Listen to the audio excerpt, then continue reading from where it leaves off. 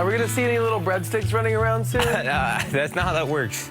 Okay. It's more of like a bromance, but like a breadmance. So it's a boy. bread man. This week has been a crap cluster of over-strategy and idiocracy. But how did we go from... Don't want Adrian to go home this week. Me neither. I can go home.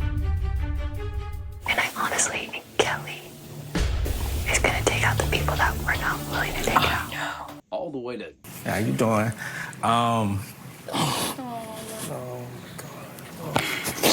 We love you. We love you, Will. Really tough. Such a good kid, man.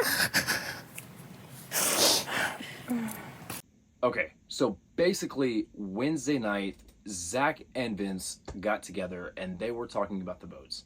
They decided they knew that on Thursday night's eviction, they were looking at best, if Kelley won the blockbuster, they were going to be looking at a 6-6 vote where Lauren was going to be forced to break the tie. This week, Lauren's been very rocky on whether or not she was willing to break that tie. Initially, she was very hands-off. She said, I didn't want to have any blood on my hands. I don't want to make any enemies. But we really started to watch Lauren grow into her own and develop into her own this week, especially in the later half.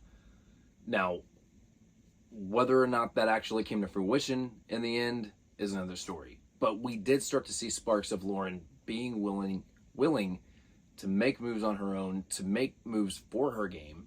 And even though she, in the beginning of the week, was running to Vince, asking for his advice, for his validation on what she should do, when it came to the end, if the ball was in her court, she was going to shoot her shot, regardless of whether or not Vince wanted her to shoot it or not.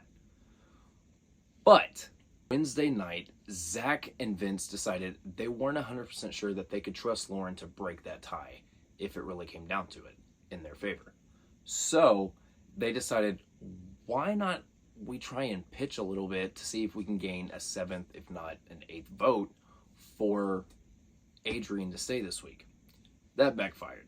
By a vote of 8-4, Adrian, you are evicted from the Big Brother house.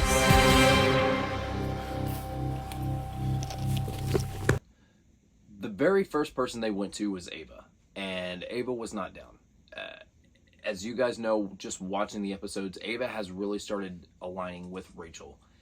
They have a new final 2 together, but Rachel and Jimmy are also still very close. And this entire week, Jimmy and Rachel have been very gung-ho that if it comes down to a scenario where it's Will and Adrian or Will and Kelley, they're going to keep Will over either of those two. All week, especially ever since Adrian went up as a replacement nominee, Jimmy has been going around the house saying, hey, we're keeping Will, right? The house consensus is to keep Will. That's what we want to do. No one wants to vote against the house. We all want to stay along with the house, right? And everyone's just kind of shuffled into it. So when Zach and Vince went to Ava and decided they were going to try and persuade her to come over to their side and vote to keep Adrian, she was dead set on keeping Will. So much so that she basically convinced the two of them that there's not a chance that they're going to have the votes to keep Adrian no matter how hard they try. And even though they knew that was complete crap, they still started to get really nervous. They were nervous about causing that friction in the house. And they really started to miscalculate the numbers that they would have after this vote if they decided to keep Will. Because regardless of what they chose from that point forward, the decision was already made. They were at one point going to vote to evict Will. And that information has already made it around the house. You've had Zach and Vince both campaigning to keep Adrian the past couple of days. Publicly. You can't hide from that. There's no one doing that.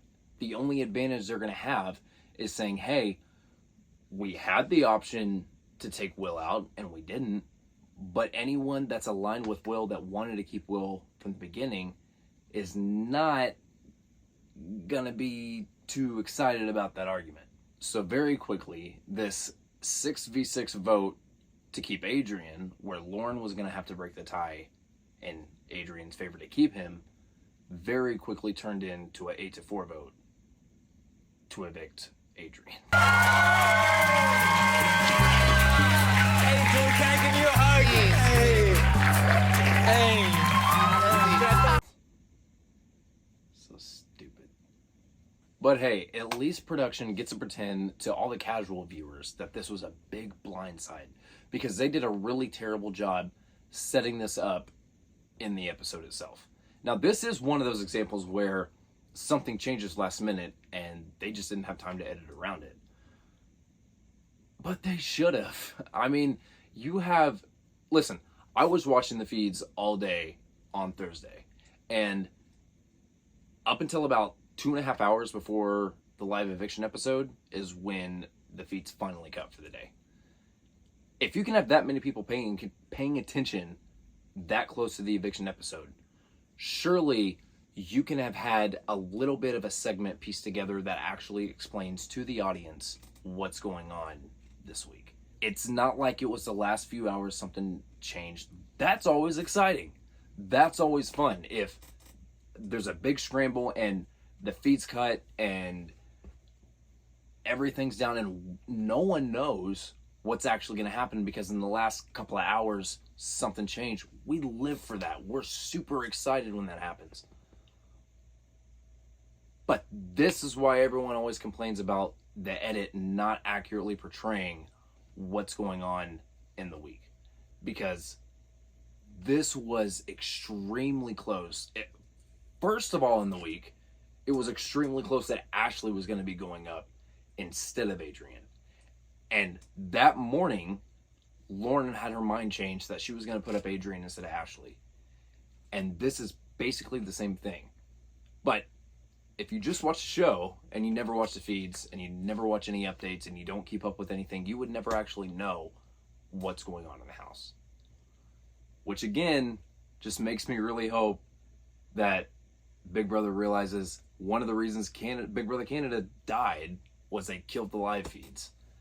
And I really hope it encourages them to stop nerfing the live feeds as much as they already have. Because they took away the chat room with the live feeds. They took away the rewind feature in the live feeds like 2 or 3 years ago. I don't expect them to get rid of it. I really don't. But if they do, the show's falling apart. Because they can't edit it together well enough themselves. So they rely on people paying attention to the feeds to actually understand what's going on. Knowing that the majority of their audience are not paying any attention to the feeds whatsoever. In the end, like we said, it was an 8-4 vote. Adrian was voted out. This cast...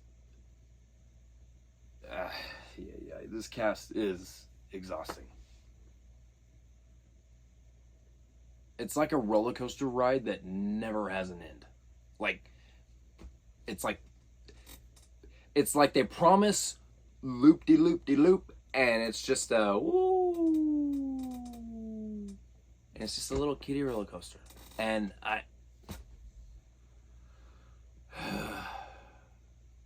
this season so far has been full of promises with almost zero execution, and we are going into week 4. And hey, there's still tons and tons of game to be played left. But we're really starting to get pretty deep in with almost zero game played so far. Let's see who wins HOH. Let's see what the potential is. But don't get your hopes up too high, guys.